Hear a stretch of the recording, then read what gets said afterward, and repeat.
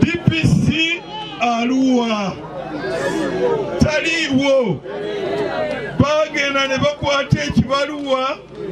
kubakijje mu kooti ekibagoba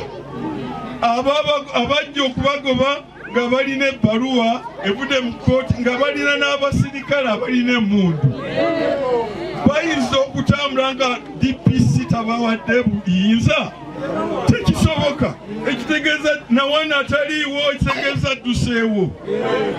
pulezidenti yawandiika ekiragiro nga 28 February 2022 n'agamba tewali kiragiro kya kooti ekigoba abantu ekirikola okutuusa nga RDC akiyiseemu security committee ekiyiseemu ne minisita wa lands ekiwandiiko ekyo sikirabanga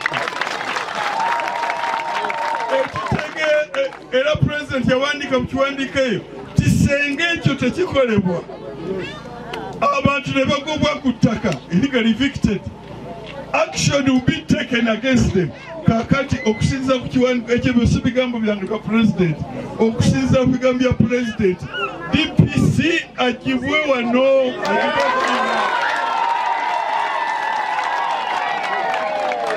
era ekyo ngenda kiwandiika olunaddayo e Kampala era obanga mugezi kati yanditandise okusibamu ebintu bye adduke akyakola ki n'akwata ekipapula ekitaliiko act sanctioned by the Minister of Lands najja n'agoba abantu babadde wano myaka 3 ne badduka pisa wali mu homestead zammwe abantu bakakomawo kubanga tulagidde nga bwabagambye kakati DPC n'agamba nti akyayambala uniform ya gavumenti ngenda kusaba pulezidenti n'ezo pips zalina zonna bazisikeko zonna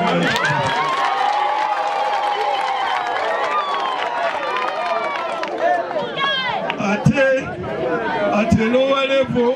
nja kusaba ne Inspector General Police abo bonna ba police abali wasiiwe abakoze ebyo ebitagobera mateeka bonna abayoleyola abajje wano banaleeta abalala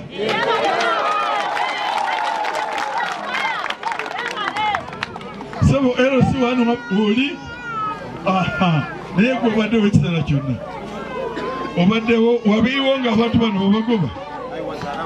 okay kale oyo mpunyi sisaba nkulese mu bbanga kubanga bosi wo takyayiza kukola kirimuki wano naye sirina buyinza bwa appointing ani ali acting naye sijja kwebaka okutuusa nga either go bakutaddewo beere acting oba balese omulala nga bwe banaasenga sabo amulani gwe whip bano bonna bakube era nkimanyi ojja kukola lipooti ye eri separate eyange eri separate naawe kola separate olw'abantu bano bonna mwe muli bantu ba Yoweri Kaguta Museveni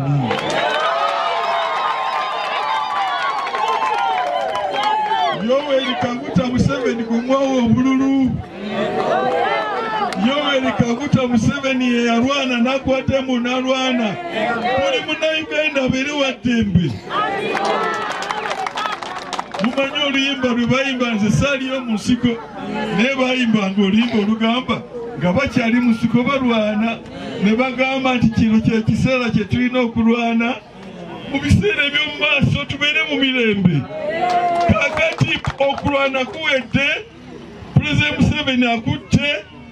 kino kye kiseera okubeera mu mirembe kyokka DPC atuse taliiwo RDC atuse taliiwo abantu tewali abakuuma eggwanga ne libanga tewali alikuuma nga te Pulezidenti Museveni gyali abo bonna balina okuyimirizibwa mbagirawo ekyapa kiri bwe kibanga ekyapa ekyo kikyaliwo kisaliddwamu kaakati era ngenda kulagira Commissioner and Registration atandike process ekisazaamu era sebo Amulani osabye abantu bano bonna bafuna ebyapa kiragibwa bulungi mu section 59 section 1A ettaka bwe libeerako abantu ettaka eryo teriri available to the district board to give away. Nkirina wano naye kakibasobere kubanga we bali wano bamanyi oluzungu. Mwe mwekka mwe mujja okufuna ebyapa ate ebyapa ebyo bya freehold bya lubeerera mirembe na mirembe. Leero kakati kino kiwedde. Sebo DC, sebo whip, security abaliwo sibamanyi oba bonna badduse eddola okutya oba eyo badduse tebaddira ddala abadduke tebadda badduke bagende bajje munaizi uniform zaffe tetwagala emmundu zaffe bazireke mu amala yaffe. Kakati mmwe okuva kakati muddeeyo mu nyumba zammwe.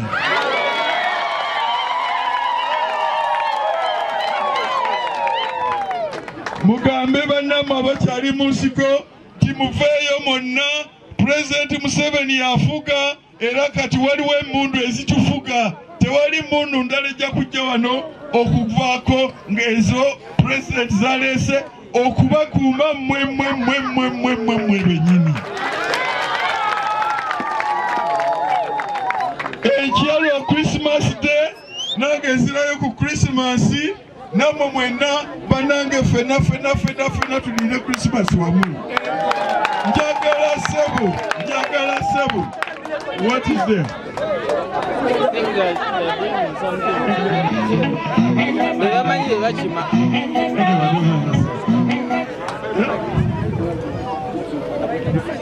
Okay. So njagala okuva wano ngambagamba nti bannange ani afuga ekintu kino ani akivuga awo gwe DJ saako abantu bano baludde nnyo ennaku ebadde ennungi basizeeko music bazinemi.